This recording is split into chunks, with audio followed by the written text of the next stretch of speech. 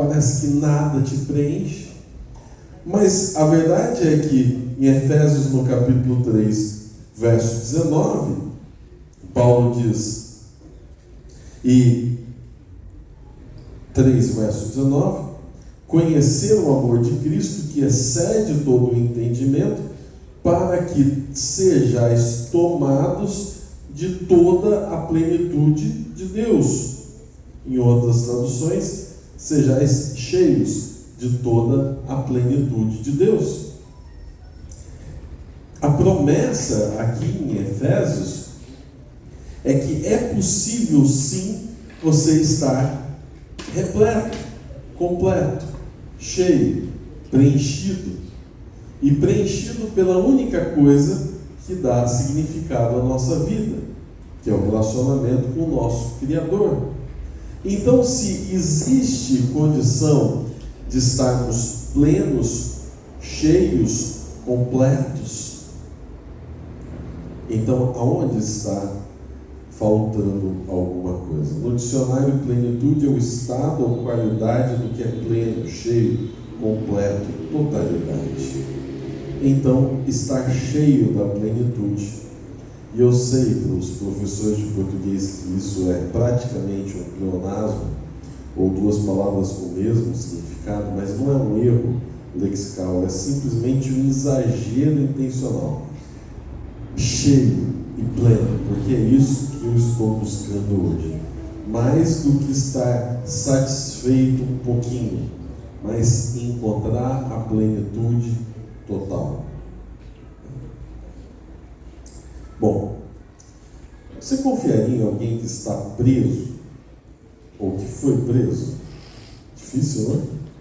Imagina hoje que um amigo seu, um irmão da igreja, ligue para você e diz assim: olha,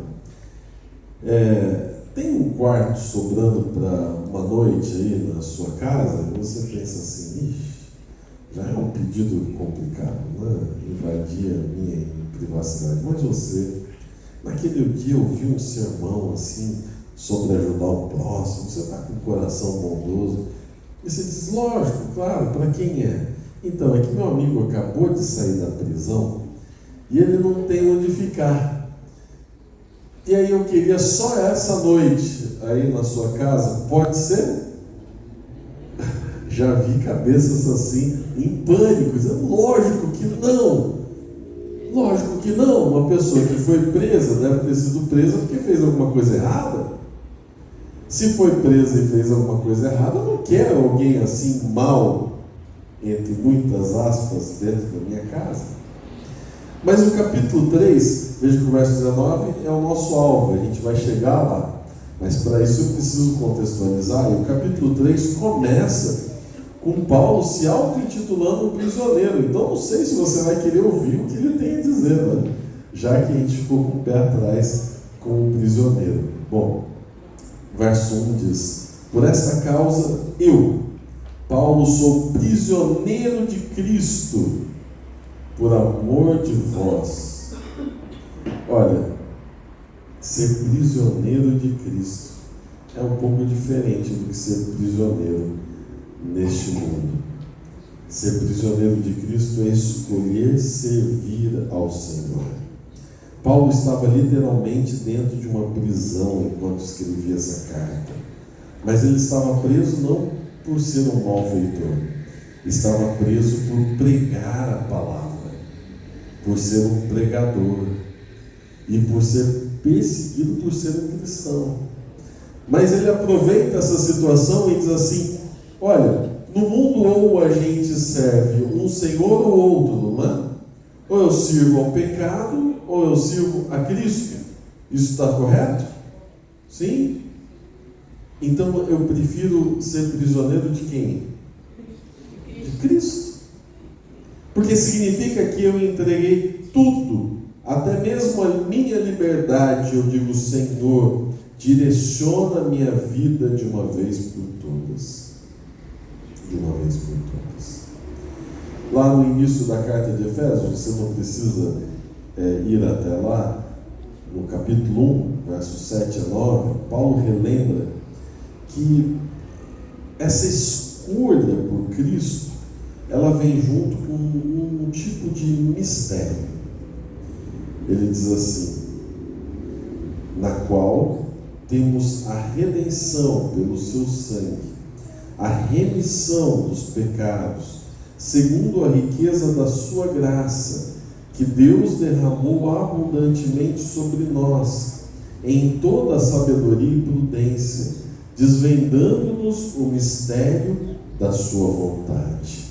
Assim como aqui no verso 2, se é que tendes ouvido a respeito da dispensação da graça de Deus a mim confiada para vós outros, pois segundo uma revelação me foi dado a conhecer o mistério, conforme escrevi há pouco resumidamente. Esses textos todos, onde Paulo apresenta esta questão do mistério, vão nos ajudar a chegar na plenitude, a estarmos cheios. Desvendar este mistério de Paulo é importantíssimo para que nós estejamos plenamente preenchidos. Para Paulo, o mistério, que é difícil de ser compreendido, aliás, quase impossível, ele é desvendado através de uma só palavra: graça. Para Paulo, o enigma aqui é como um Deus perfeito deixa o seu trono de poder para vir viver entre nós, seres humanos pecadores, e entregar a sua vida e morrer na cruz por aqueles que não merecem, sem cobrar nada em troca. Isso é um mistério, ou não é? Olha, não existe nada gratuito neste planeta, em nenhum dos nossos relacionamentos. Uma vez eu vi um amigo meu, sempre essas histórias a gente põe um amigo, né? Um amigo meu era adolescente, estava começando a ter os seus namoricos e resolveu fazer uma surpresa para a namorada. Você já se identificou com isso aí? Resolveu fazer uma surpresa e disse assim: eu vou comprar rosas. Clássico, não? Não clássico? É rosas? Todas as mulheres gostam? Nem todas. E aí esse adolescente fez uma economiazinha e pensou: eu vou dar um buquê o maior que existe no mundo. Adolescente, apaixonado, esse tipo de coisa, né? Comprou 5 dúzias de rosas. Comprou no atacadão, né? E aí elas vieram sem estar limpas, certo? Vieram com os espinhos, porque comprou no atacadão. Não dava para ir naquela floricultura chique que cobra R$50 por uma rosa, não, né? Aí ele levou para o quarto aquelas rosas. Eu fui testemunha ocular desse fato. Chamou os amigos e todos nós participamos, limpando aquelas rosas, espetando os dedos, embrulhou aquelas rosas, fez o buquê mais bonito do mundo. Era um adolescente, então não muito grande, aquelas rosas eram quase maiores do que ele. E ele foi até a namorada e chegou e levou aquele buquê, entregou nas mãos dela. E ela disse assim: o que é isso aqui? Como ele precisou ir junto com um amigo, porque tinha muita coisa para carregar, ela até fez assim: segura um pouquinho de volta, deixa eu comentar o pessoal que veio junto com você. As rosas eram de graça? Não. Ele esperava alguma coisa em troca. Nada é de graça. Aliás, ele esperava que ela pulasse, ele esperava que fogos de artifício viessem, ele esperava que um brilho nos olhos dela, ele esperava uma festa, ele esperava que ela, sei lá, se ajoelhasse e dissesse: esse é o gesto mais lindo de amor do mundo. Expectativas. Nada é de graça. Por isso veio a frustração daquela cena. Porque tudo se espera um retorno. O banco diz: use o seu cartão. E a gente não cobra a mensalidade, é de graça. Aí você não paga a fatura. Ele disse: não era bem de graça. Eu vou te cobrar 2 vezes mais por isso. Porque eu sou bonzinho, porque você acredita em mim. Nada de graça. Não existe esse entendimento desse conceito, por isso para Paulo isso é um mistério. É um mistério que alguém tenha pago um preço tão alto por outra pessoa que nem merece, por um traidor. Mas isto é salvação. Esse é o conceito que deve guiar a nossa vida. No verso 6, Paulo diz: a saber que os gentios são coerdeiros, membros do mesmo corpo e coparticipantes da promessa em Cristo Jesus por meio do Evangelho. Esta graça está disponível a todos. Na época de Paulo, ele escreve aqui à igreja de Éfeso, que tinha grande parte dela de judeus convertidos ao cristianismo, e você sabe que para os judeus daquela época, no mundo só existiam 2 tipos de pessoas: eles, judeus, e o resto, gentios, que eram chamados assim, certo? Essa é a cultura bíblica. Então, quando Paulo diz aqui no verso 6 que este evangelho, que este corpo de Cristo é para que todos, gentios e judeus, participem juntos, ele está dizendo: o mistério da graça é para todas as pessoas do mundo. Não exclui ninguém. Que graça espetacular é essa? Que presente maravilhoso é esse? Que não exclui ninguém. Isso é um conceito absurdo, porque todo o tempo nós estamos acostumados com alguém ser incluído e outro ser excluído, não é isso? Você anda pelas ruas.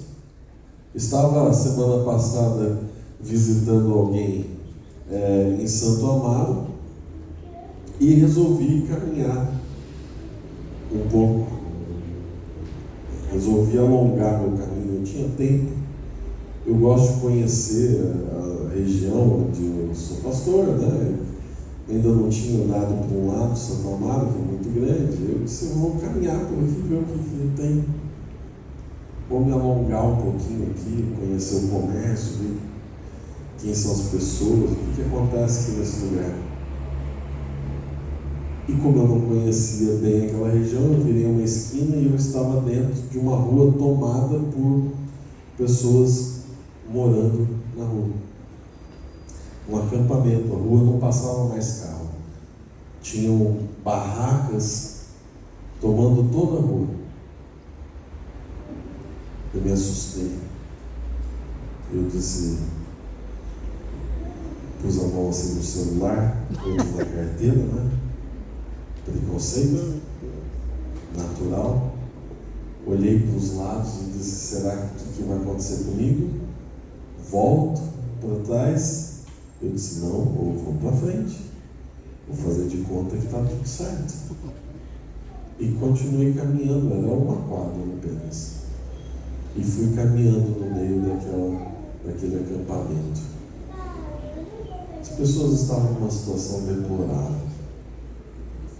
Várias delas andavam sem rumo, outras olhando para a parede. Muitos tinham nitidamente usado drogas para suportar aquela situação. E eu fiquei pensando, são pessoas que foram excluídas pela sociedade. O Evangelho, a graça, esse mistério, a morte de Cristo, alcança a todos. Amém.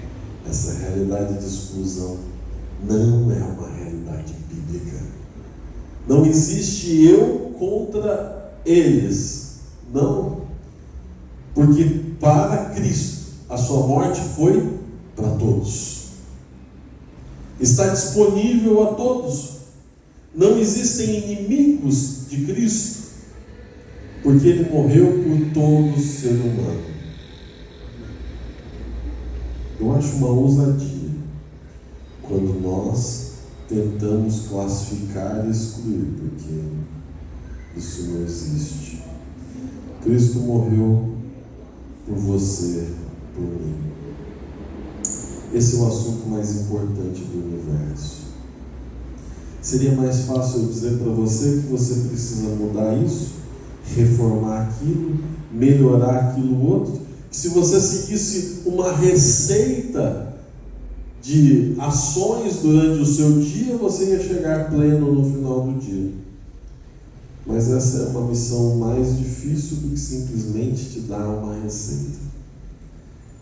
Aqui eu simplesmente quero apelar ao seu coração e dizer: Cristo morreu por você.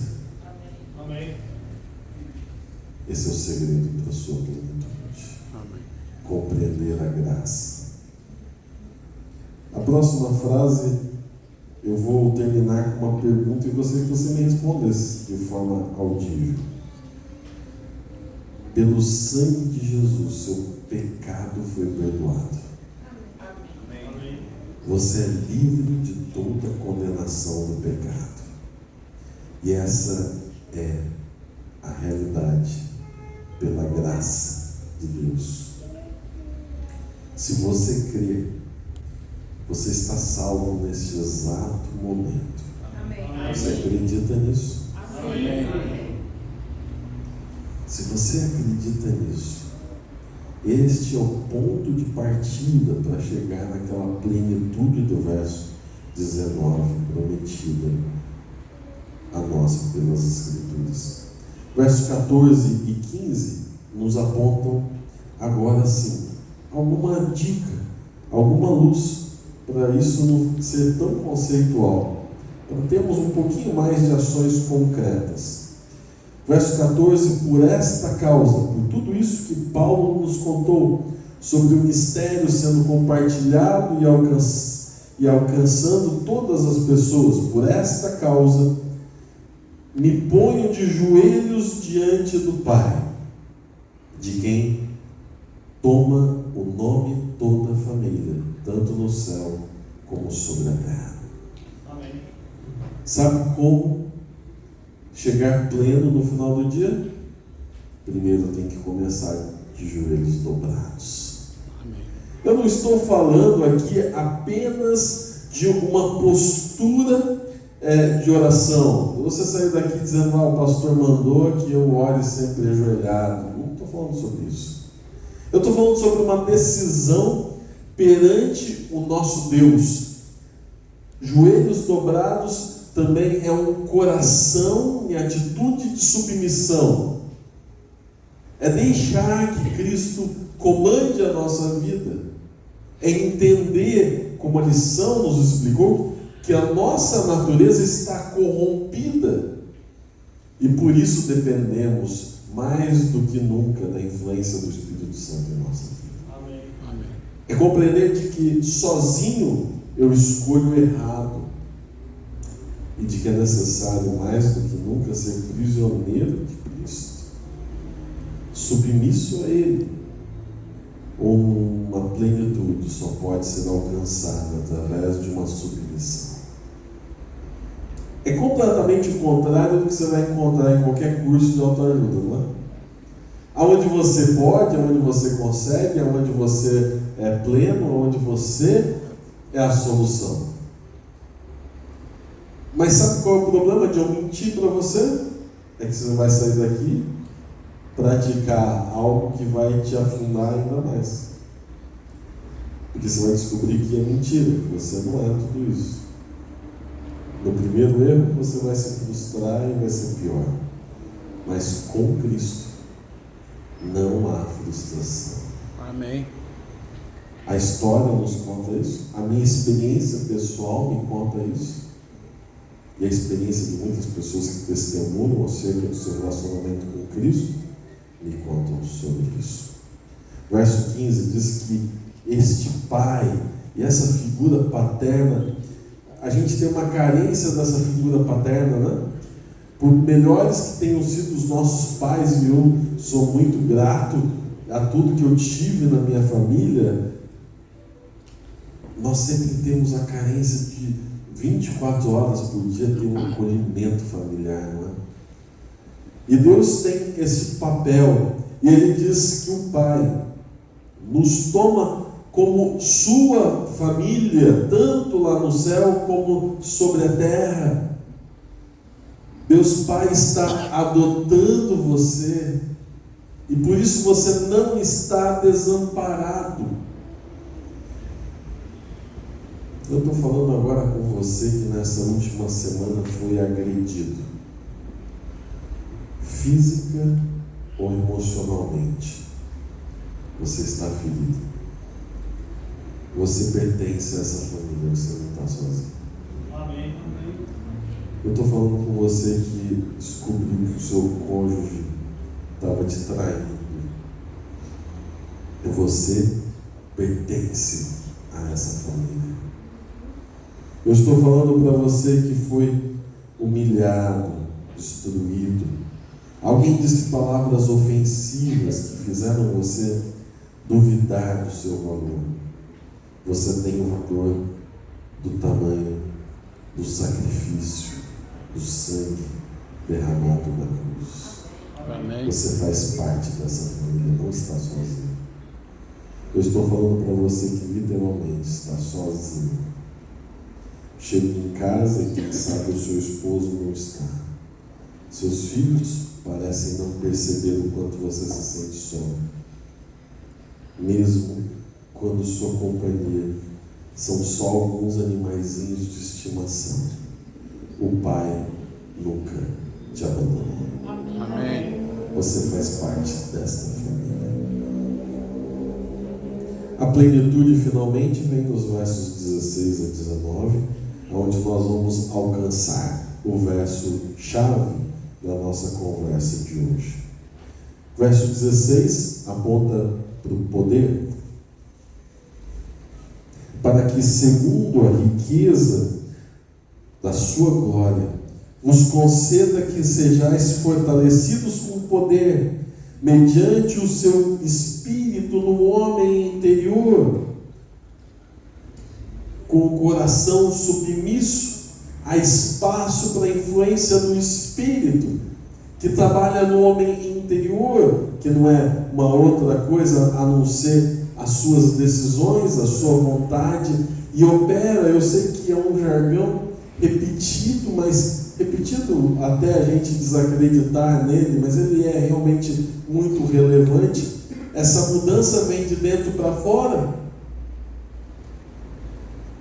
Grande hipocrisia há em nossas igrejas, eu digo nossas, qualquer uma delas que se declara cristã, entre aqueles que querem uma transformação de fora para dentro. Primeiro eu preciso ver a sua casca, primeiro eu preciso ver a sua aparência, e eu falsifico a minha conversão. Esse não é um bom caminho. Esse não é um caminho da plenitude. Somos fortalecidos pelo poder do Espírito. Uma mudança de dentro para fora. Verso 17 aponta para a profundidade dessa mudança. E assim, habite Cristo no vosso coração, pela fé, estando vós arraigados e alicerçados em amor. São três as expressões de profundidade. Primeiro é o habitar, que habite Cristo. Habitar é fazer morada, é ter intimidade. Você pode perguntar de quem eu sou, do meu currículo para as redes sociais. Você pode entrar no LinkedIn e procurar meu nome, e você vai descobrir qual é a minha formação, por onde eu já passei, que lugares eu trabalhei. Mas você só vai me conhecer se você estiver compartilhando um teto. Se você quer me conhecer, pergunta para minha esposa quem eu sou. Aliás, esposas de pastores geralmente são meio frustradas, porque em relação algumas frases, vou deixar claro. Porque o pastor sempre vai na igreja arrumadinho, né? Sempre fala bonitinho, né? Prepara, né? Se programa para falar. O pastor sempre tem essa aparência de que faz tudo certo, de que nunca erra. Mas a gente é tão ruim ou pior que vocês, que todo mundo. Que o pior dos pecadores. Porque a gente continua sendo a mesma coisa. Certo? E aonde é que isso se revela? No dia a dia, né? Habitando junto. Cristo não quer saber de você de maneira parcial. Ele quer conhecer você na sua intimidade, dentro do seu lar. Para ele não precisa disfarçar. Ele não quer te conhecer na igreja. Ele quer te conhecer dentro de casa. Ele não quer te conhecer de social. Ele quer conhecer você lá, com a sua roupa de pijama lá, com aquela roupa confortável que você gosta de usar dentro de casa. Ele não quer te conhecer disfarçado aqui na igreja de crente. Ele quer te conhecer no shopping, aonde você se veste do jeito que você quer, aonde você fala do jeito que você quer, aonde você come do jeito que você quer. Ele quer te conhecer lá. Ele quer te conhecer no seu trabalho. Ele gostaria que você fosse cristão pleno o tempo todo. Para isso precisa habitar. Mais do que isso, arraigar. Arraigar é um termo da plantação, da agricultura, porque é quando as raízes se infiltram no solo e elas ficam arraigadas, presas. Para você tirar uma planta da terra, você precisa rasgar o solo. O seu relacionamento com Cristo é tão profundo, como ele mesmo descreveu em João no capítulo 15, onde ele é a videira e você é o ramo, que para você desgrudar de Cristo, você precisa se ferir profundamente, é isso? A profundidade do relacionamento com Cristo deve ser alicerçado. Alicerce. O Geraldo pode contar muito melhor do que eu sobre o que é um alicerce. Mas no último ano eu descobri bastante sobre isso, porque eu quase já falei bastante sobre isso. Virou um pedreiro lá na obra da igreja de Santo Amaro, sempre estou lá. Destruí já uns sapatos. Ontem mesmo furei um sapato que eu pisei num prego. Então estou bem acostumado com essa realidade. A igreja de Santo Amaro tem 4 pisos e os alicerces são gigantescos. Quase um ano para construir alicerces naquela igreja, de tanto concreto armado que tem lá. Alicerce tem que ser profundo.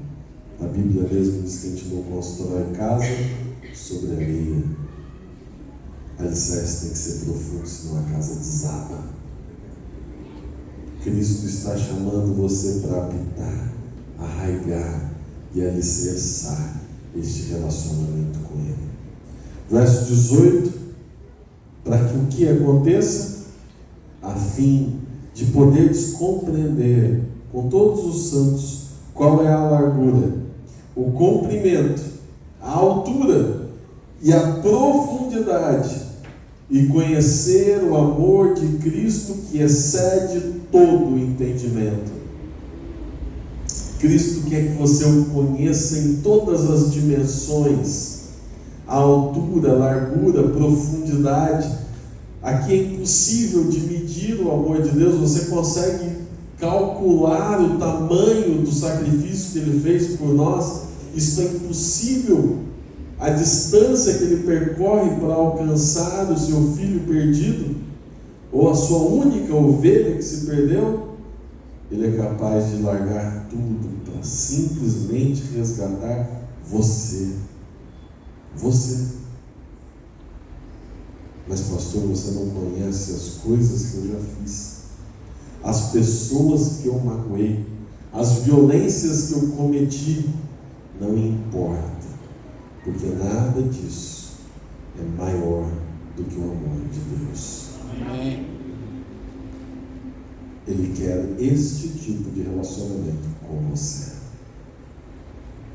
Não sei se você reparou, mas esse texto é tão bonito, profundo, que a solução para estarmos cheios da plenitude de Deus passa pelo Pai, pelo Espírito e por Jesus Cristo.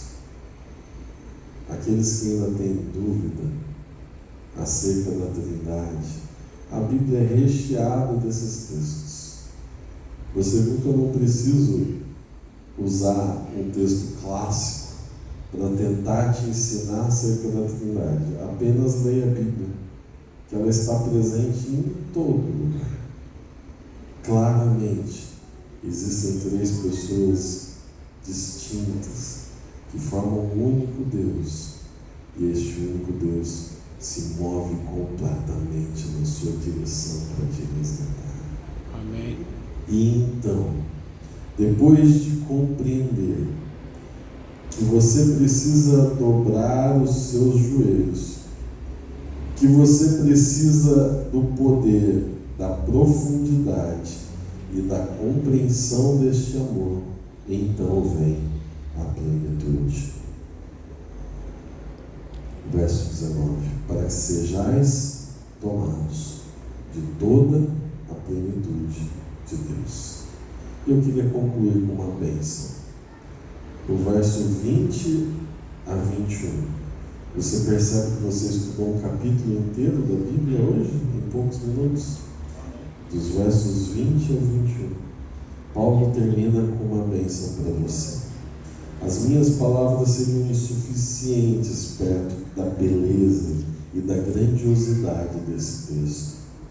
Ora, aquele que é poderoso para fazer infinitamente mais do que tudo quanto pedimos ou pensamos, conforme o seu poder que opera em nós.